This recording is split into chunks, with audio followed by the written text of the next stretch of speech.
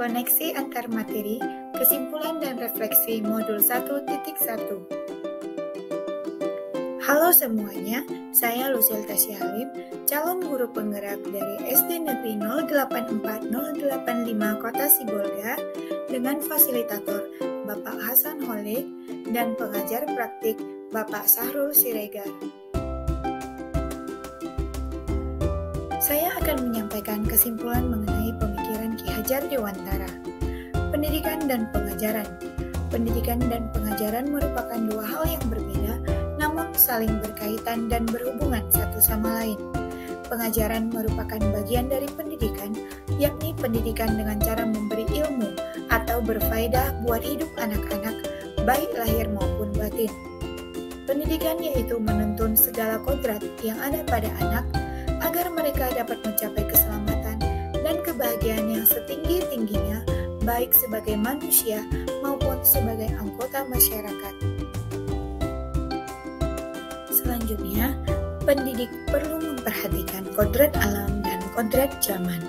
Kodrat alam berkaitan dengan sifat dan bentuk lingkungan di mana anak berada, yang meliputi latar belakang keluarga, sosial, budaya, dan lingkungan tempat tinggal anak. Kodrat zaman berkaitan dengan zaman yang terus berkembang, yang dinamis, sehingga mempengaruhi cara pendidik menuntun murid. Pendidik perlu memperhatikan kodrat alam dan kodrat zaman agar dapat menuntun anak secara optimal dan dapat mempersiapkan anak untuk menghadapi perkembangan di era global.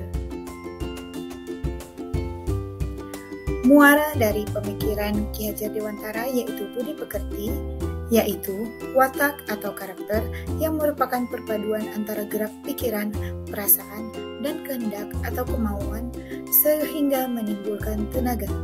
Budi pekerti juga dapat diartikan sebagai perpaduan antara cipta kognitif, karsa afektif, sehingga menciptakan karya psikomotor.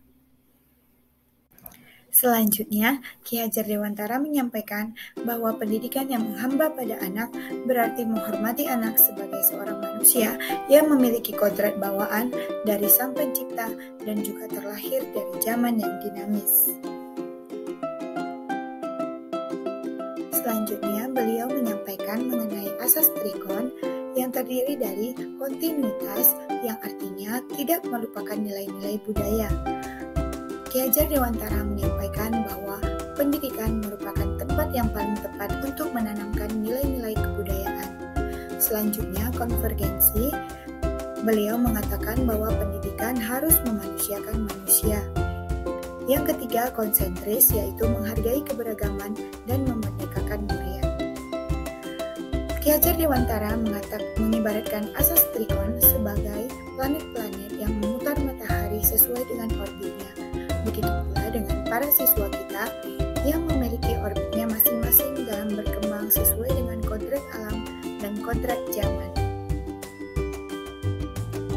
Refleksi dari pengetahuan dan pengalaman baru dan perubahan diri yang saya alami setelah mempelajari modul 1.1 adalah kesadaran bahwa pendidikan yang menghamba pada anak dapat membantu pendidik dan anak itu sendiri untuk menuntunnya sesuai kodrat alam dan kodrat zamannya agar anak memperoleh pengalaman bermakna dalam setiap praktik pembelajaran yang ia alami.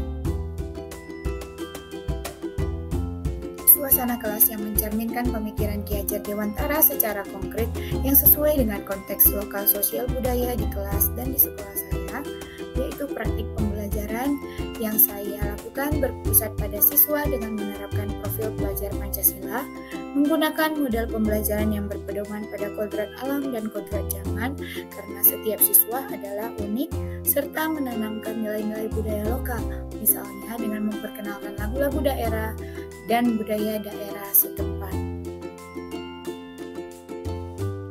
Demikianlah koneksi antar materi, kesimpulan dan refleksi yang saya sampaikan mengenai modul 1.1. Terima kasih.